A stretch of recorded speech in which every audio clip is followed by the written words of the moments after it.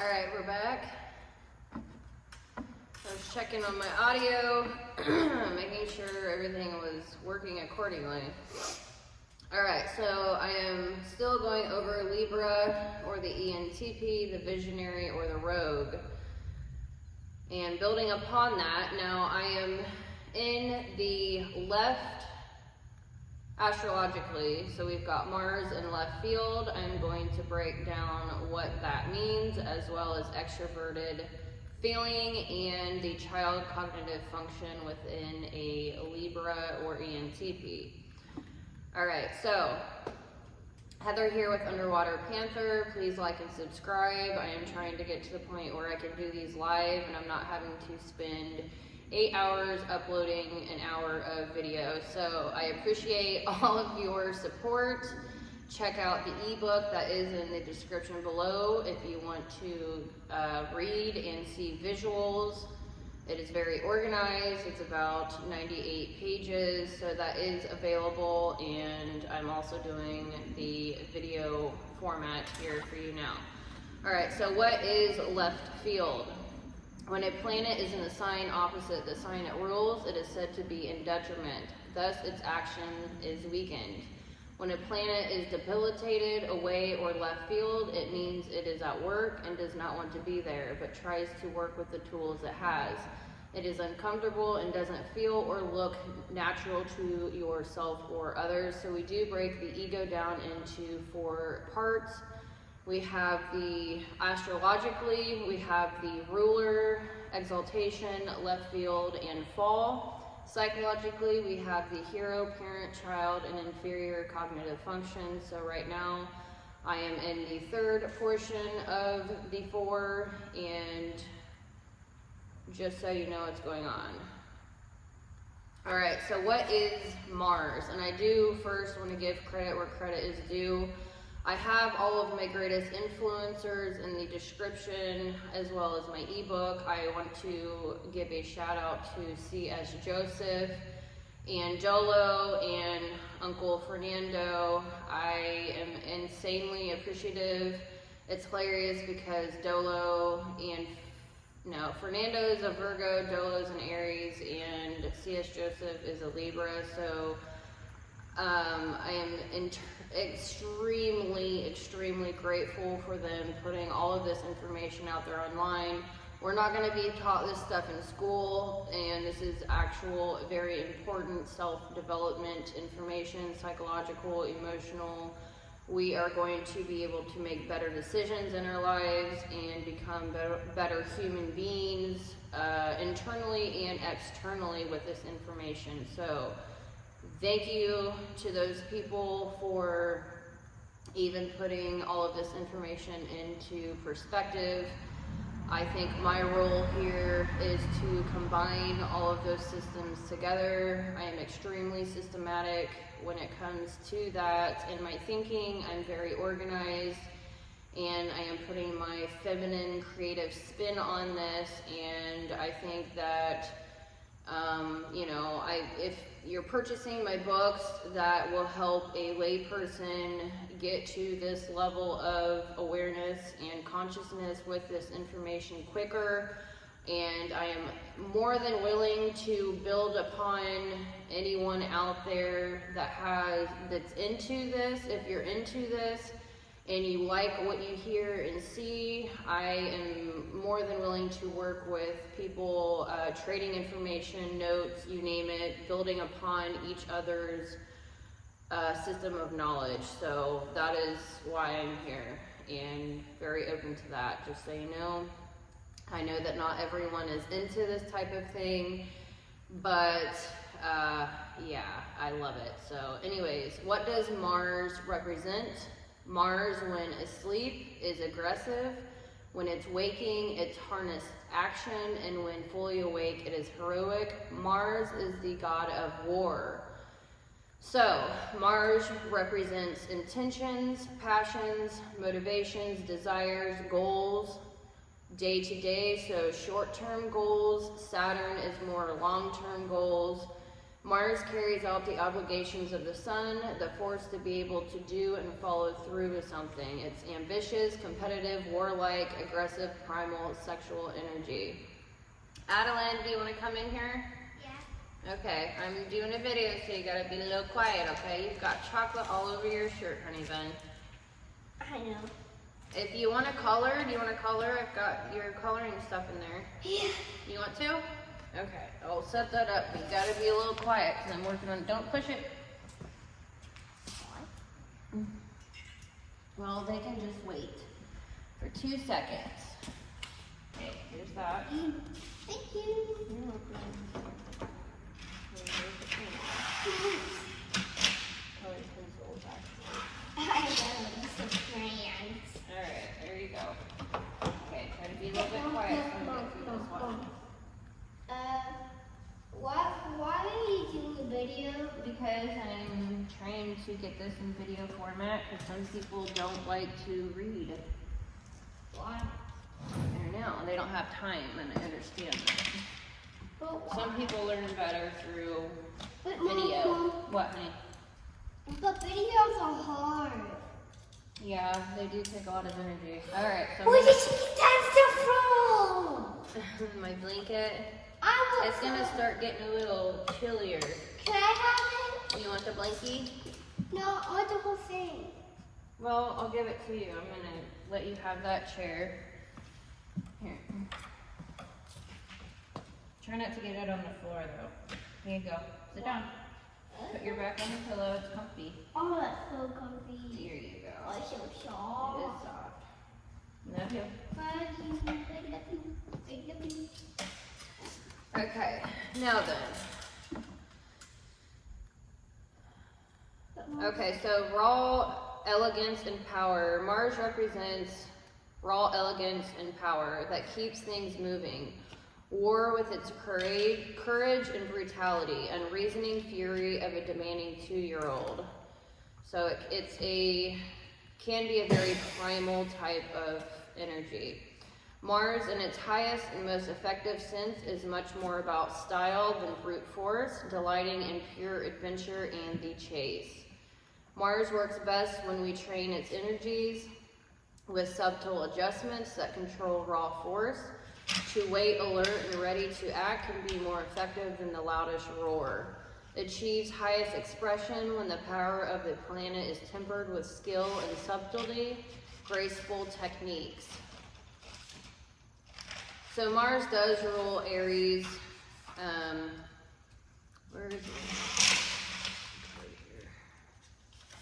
So yeah, Mars, Libra pulls off of Aries, the first house. The 7th house pulls off of the first house. They are opposite, but also have a lot of traits in common. So Mars rules Aries, and Mars is in left field for Libras, so keep that in mind here. Mom, But it's getting chilly. I'm gonna grab my jacket real quick. What, honey? why do you don't like to go? It's just getting a little chilly Why? because it's getting Why darker. is there a pumpkin? Getting darker outside. I know. Okay, so Mars features prominently in the seminal work on individuation by the psychoanalyst Carl Jung. The second half of our life when we go through psychological maturing and self-realization. By developing a strong and healthy Mars, our actions become confident and effective, and we truly become individuals. The position of Mars in our birth chart indicates the nature and strength of the ways we act, whether we address challenges or avoid them, whether we work with or around what confronts us in life, whether we display courage and the confidence or an inclination to dissemble. Whether we respond too quickly or too slowly, Mars is more effective and far happier at work when working with Venus to chart our path through the world. Mars invites us to examine whether we are warriors or diplomats and what kind of behavior and male role models we follow. Mars may lead us to attack and even destroy for the joy of an adrenaline rush, or it may arouse in us the purposeful courage of the warrior defending his country and keeping others safe from harm. Mars is associated with displaying excellence and courage in fields of sport, dance, and adventure. Mom. What, honey? But how did Grandpa get all of those big things in here? Grandpa pays people to farm for him, and so someone else pulled those in here. Who was it? I don't know. Okay, I love you. Wait, Mom. What, honey? Why did you get all of this new stuff? Because it's like my little office, and I love it. Alright, so now we're going to dive into the psychological portion. That was the astrological, explaining what left field is. So everything Mars that I just explained, Libras tend to feel like they're in left field when playing out Mars energy. That's why they tend to be passive and feminine. They tend to not like to, they tend to not like to argue. That's why they play both sides of the fence, both sides of the war, but it can also be childish here, so keep that in mind. Why does it have the skeleton in here and all of the Because, stuff? honey, I love it. But So the child cognitive function within the Libra ego. So we're adding psychology to the astrological influences. So the child cognitive function is where our innocence is. It is the inner child of our soul and the heart of the matter. It has lasting energy and is an optimistic function, meaning we have more mental energy here. It's an easier energy to act out according to psychology, but due to astrology, the left field, it can go both ways. When you're a child, you are innocently curious and also, you've got lower levels of awareness or consciousness here. So it can be, we can get stuck in hero-child loops like I described in the prior video, because these are the first functions that we use. We tend to use the hero on autopilot, skip over the parent because it is trying to make us more mature and it's harder to use, it's more mental energy to use, and then the child is, obviously it's easier to be childish than mature. So this is where our liquid luck can be. It's our connection with divinity. The child function creates miracles but we just need recognition and compliments here, so we are as optimistic as possible and joyous. So we have child extroverted feeling here, and the quotation is, I'm childish with what others feel. So the child function development is normally used prior to the parent function, but in a more childish way rather than childlike. So we're not trying to be childish, we're trying to be childlike and innocent here. And then roughly starts maturing around the ages of 20 to 35. So we tend to either double down on our child function or get stuck in hero-child loops due to these functions being optimistic or easier to use with less energy expenditure. Hero-child loops can cause extreme introversion or extreme extroversion. So in this case, it would be extreme extroversion because it feels like a team-up situation due to having the same orientation. It can be a slow spiral to rock bottom when you double down on your child function. Many people have to hit rock bottom before they're able to admit that doubling down on the child or being stuck in the hero-child loop is actually unhealthy and defeating your original purpose of managing ego threats. I did mention that in the last video. I think I'm going to skip over this a little bit. So psychologists suggest that we should get to know our child function in a relaxed, playful, and recreational, stress-free manner. Thus, it's called the relief function. This can be easier to do in youth with less stress, but can become harder the older and less playful we get. Our hero and parent functions can crush the child if it isn't developed, due to the child function not being able to emotionally handle things. Our child function creates miracles and is our miracle engine. It goes both ways for us and others when it comes to experiencing miraculous things from this function. Our child function has a connection to the divine or the highest of consciousness. It just needs a safe environment, recognition, and compliments. We want our child to be as optimistic and joyous as possible. If you want to get into the kingdom of heaven, or as high in consciousness as we can, we have to be childlike in a curious and innocent way. This energy has lasting energy. So we need to give the child function what it wants, but do it responsibly. We want to raise children, but let kids be kids. The hero function is important to the child and is the hero's #1 fan. The parent function criticizes the hero and reins in the child. It takes a village to raise a child.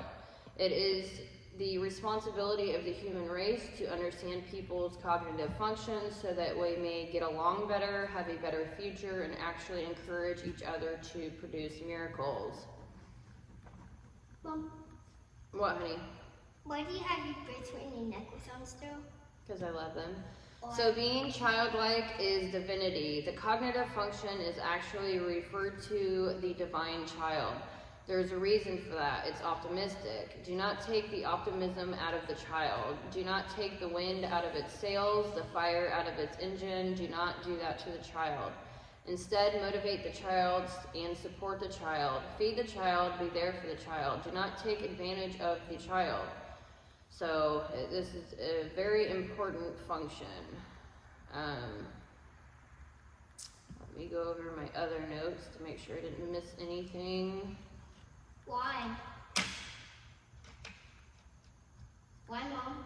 So the child cognitive function, the vice is entitlement and the virtue is pure joy. It is all about innocence and curiosity. The cognitive attitude of the child is optimism, creativity, innocence, curiosity, boundless energy, and miracles. I think I said that already. So it can be childlike, vulnerable, naive, innocent, and even bratty.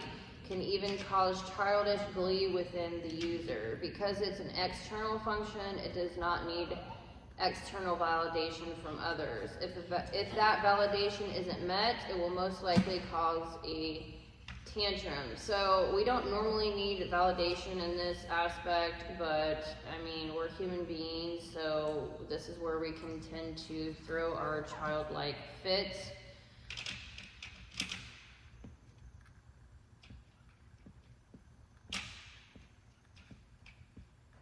What, honey?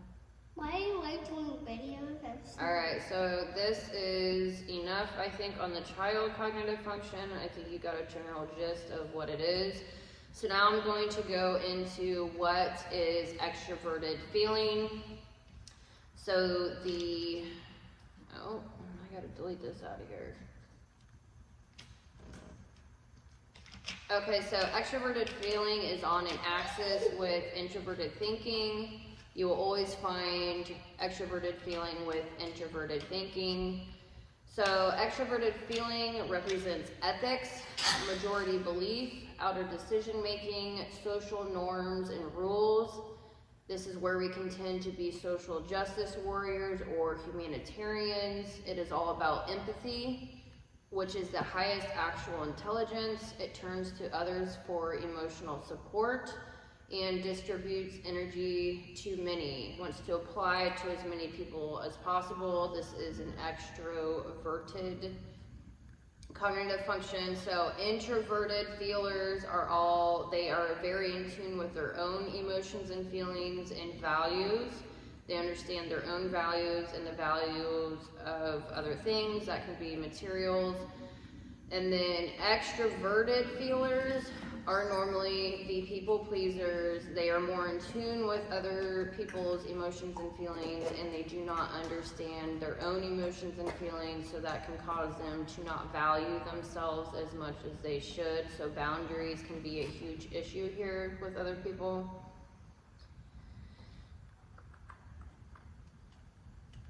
So extroverted feeling is connected with the, how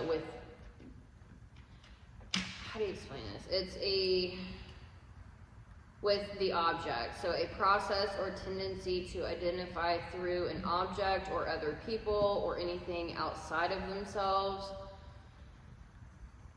So all extroverted functions have an objective nature, so it's not so deeply personal. They're identifying outside of themselves here.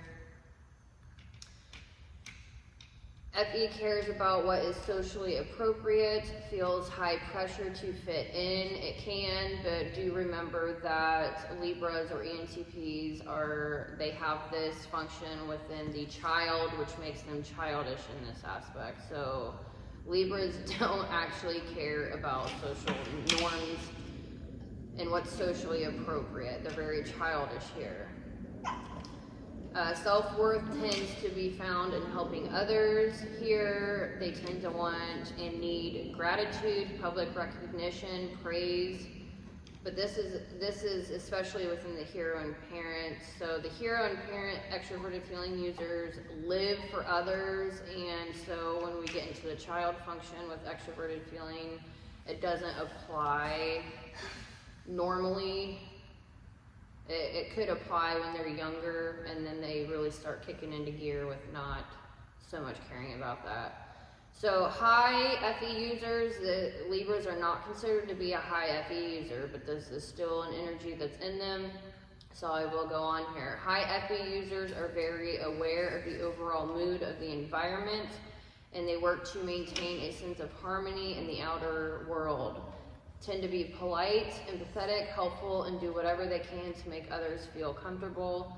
FE, or extroverted feeling, surveys a breadth of human emotions and feelings. Its goal is to cultivate interpersonal harmony. Now that is true with Libras. They are about harmony. So FE users, they feel socially responsible. They have a broad awareness of how others feel and others' values. They can worry they aren't caring enough or not doing the good or right thing and making others feel good. They can tend to feel selfish, and it's all about connecting, considering others, group organizing, and this is not the case for Libras. So what does extroverted feeling do? Considers the emotional and physical needs of the people around oneself, tunes into the emotional wavelengths of others. Adeline, you can't be doing that, honey. That's too loud, okay?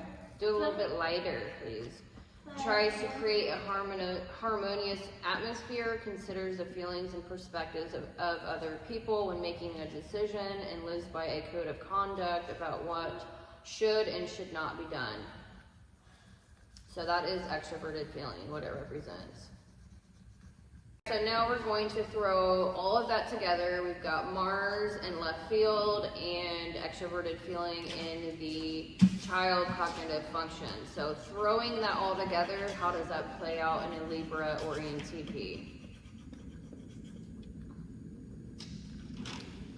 Okay, so we have Mars away here. Mars represents intent, passion, and desires.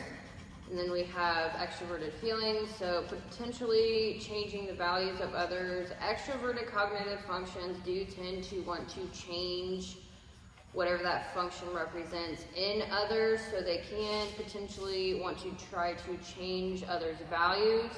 They do lack morality, a moral, internal moral compass. And this is where that plays out with that chaotic neutral. Libras tend to want to be the standard of what balance and peace represents, so they will inject chaos in order to get their standard of peace and be the law and order. Alright, so the health issues with Mars,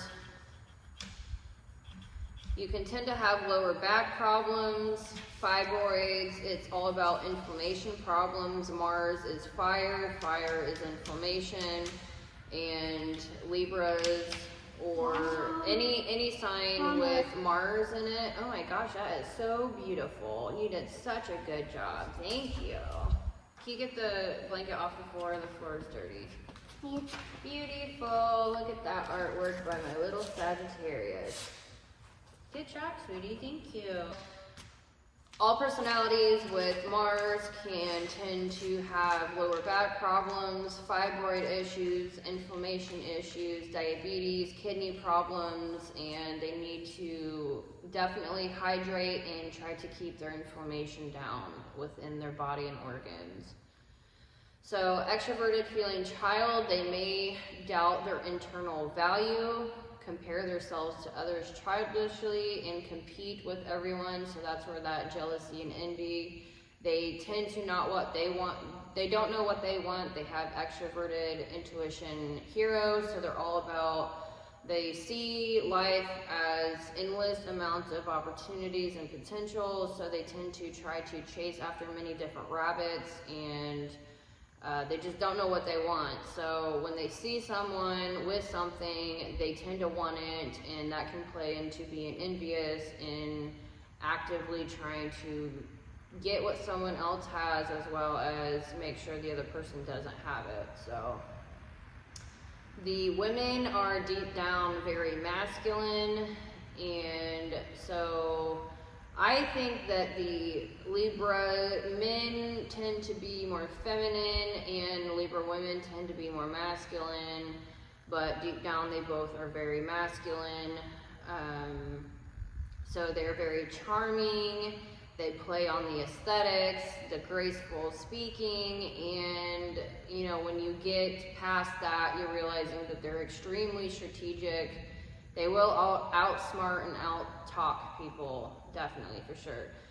So they have a lackluster energy and to own willpower. They do not feel like they have a lot of willpower. So physically, you need to remember that Libras are not comfortable in their own skin. They tend to feel like they don't have a lot of energy, so they tend to use their relationships and charm and grace and communication and extroversion to have other people do things for them. They may feel more comfortable aligning with others' intentions and dreams, and would rather give ideas, add ideas to other people's dreams. Libra probably came up with the teamwork makes the dream work. They may do more communication and relating than actually going for something. Libras feel like they want to do things with others, and that could come off as clingy. They can do things on their own but don't necessarily want to. So they don't feel like they're not very comfortable with that Mars warrior energy straight out the gate. Now, when they're older, they will definitely hone in on this energy because they are very entrepreneurial.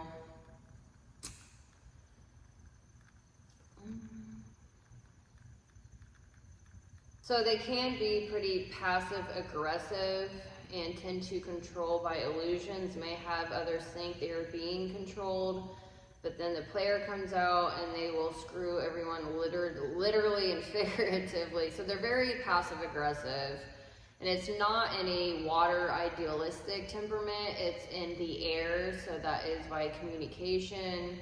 You're not going to realize who all they are talking to and what information they are giving. So they're mostly passive aggressive when it comes to the communication realm. And they are known as the players of the zodiac, along with I'm not going to mention that here, that's a whole nother video, but they're very charming and they can definitely talk people into doing things easily. They can have sadistic mean streaks with that Aries polarity. Aries are very extreme, black and white. Libras can be pretty black and white, especially with like law and order and, you know, bend your knee. They subjugate people for sure. They think that everything revolves around them. They can be very selfish and desire to get ahead regardless of damage caused to others, and they can tend to take advantage of everyone, and that can be family, friends, all relations. And so extroverted intuition needs attention.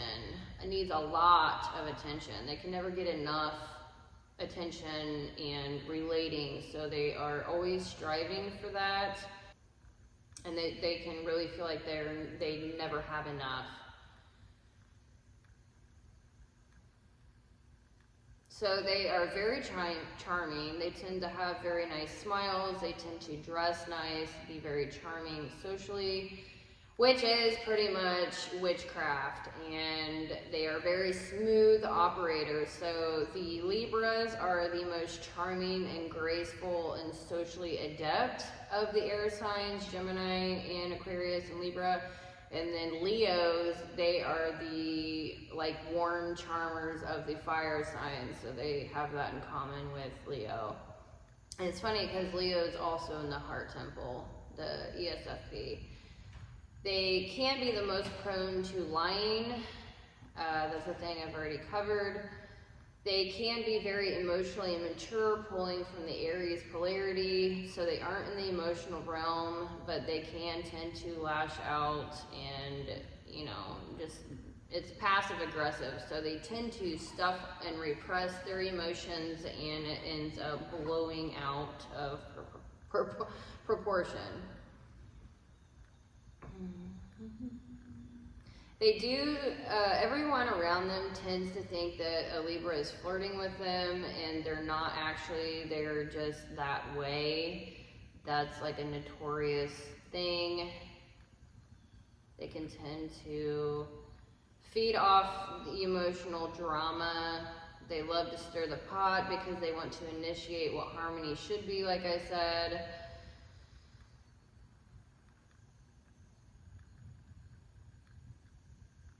They tend to be like really unaware of their own like pot stirring. They just love pot stirring and drama so much, and they're extremely unaware of that.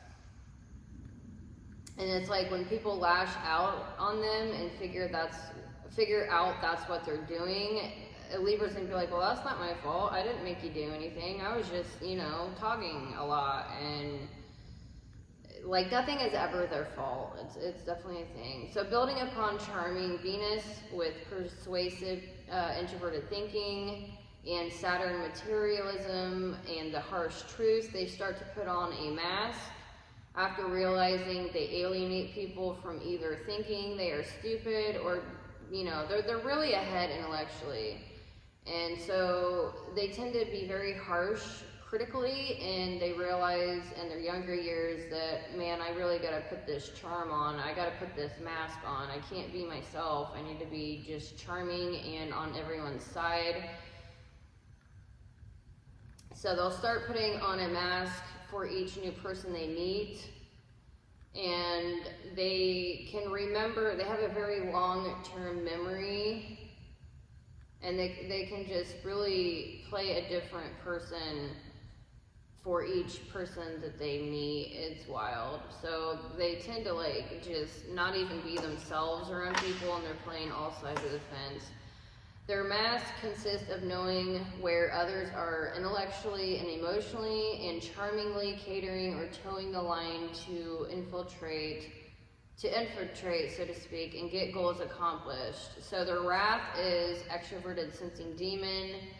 Demon mode, see, now their inferior is where their insecurities are. I will get to that in a minute, but their insecurities are, I do not have enough energy to do this, I don't feel comfortable, so on and so forth. Mechanical aptitude can be a problem, but their demon mode, extroverted sensing demon, is burn the entire world down. If I can't have it, I don't want anyone else to have it. So that can like come out of left field, and you're just like, wow, where did that even come from? This person is just so nice and talks to me and makes me feel, you know, like they're relatable, and then all of a sudden they're like wrathing, burning everything down, and you won't even see it coming.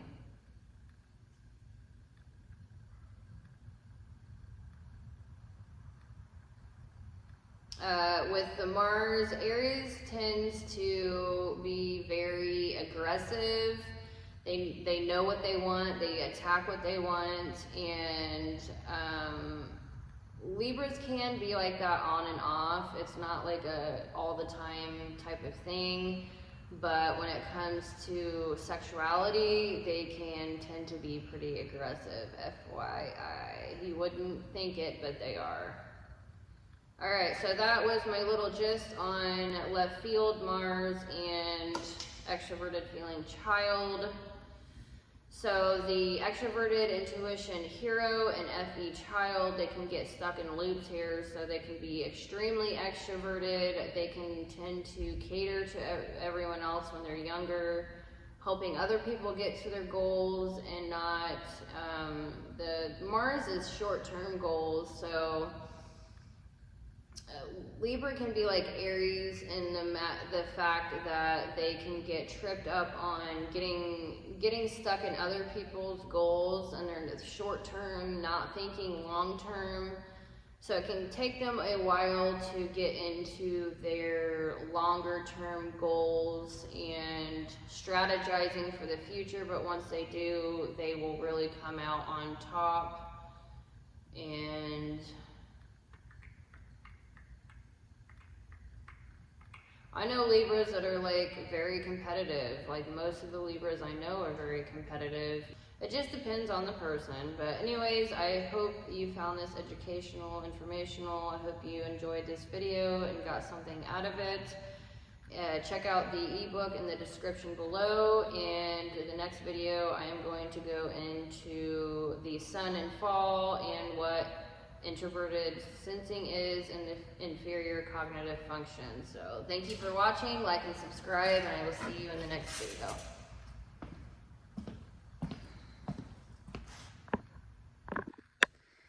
So yeah, I just had a little thought about the Mars in left field with Libra. So I was mentioning the health issues with like inflammation and fibroids and lower back problems. Yeah, that really plays out. The Libras, the few Libras that I know, they have, you know, historically they have diabetes issues in their family, and they can indulge in alcohol and even the health things, like even if they're like consciously like trying to be healthy, they can tend to, for example, eat too many like potatoes. And so it's like the carbs, they tend to eat too much. Even if it's like they have a sweet tooth, they can tend to just indulge in sweets, or it can go the other way. So they tend to have a lot of problems with like diabetes and kidney issues, and it's, oh man, it's hard to get a Libra to, you know, Mars is like extremes, is in the extremes, black or white, and even if they're trying to be healthy, it's like, it's just a problem. So moderation can be a really big issue when it comes to socializing, nutrition, food, and things like that. So